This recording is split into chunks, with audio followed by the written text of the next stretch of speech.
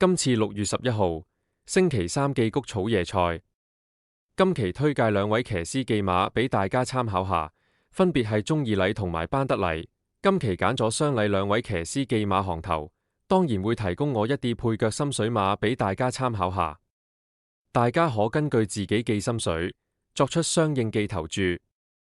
大家好，呢度係賽馬靈籤，運用報紙寄黃大仙賽馬靈籤，同大家解讀賽馬日心水。而家馬上同大家睇睇呢兩位騎師寄馬先。第二場，第4班1000米草地。先同大家睇靈籤，報紙對應第二場寄靈籤係第92籤，智勝周遊列國行。智勝孔子，周遊列國，所到之處，人們見到孔子，必定為開心之模樣。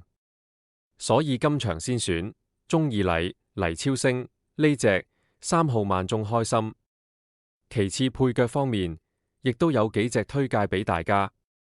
孔子在齊國聽到韶樂，其實韶樂故為寶物也，寶物即為金，所以會選8號辣得金。再者，孔子心神陶醉，歷3個月之久，每餐飯中竟不知肉係咩味道，呢度理解為食物，故此明顯會要2號燭光晚餐。最後一隻孔子廢寢忘餐，終於大功告成，研究韶樂的製作。呢度見字解字，取韶樂記樂字，選9號快樂寶寶。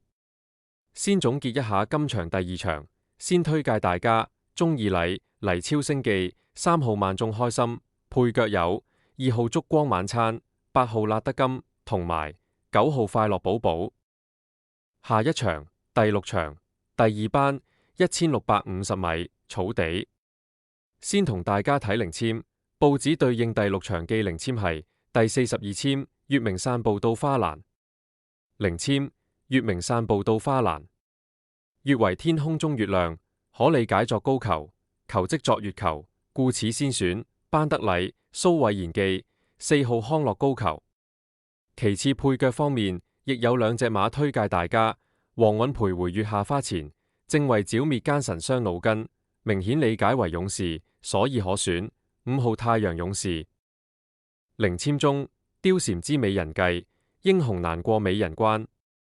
得美人之喜，亦有貂蟬之勇，自願以身報國，所以會選1號喜連勇敢。最後總結一下今場第6場，先推介大家班德禮、蘇偉賢記4號康樂高球，配腳為1號喜連勇敢同埋5號太陽勇士。最後祝各位朋友好運。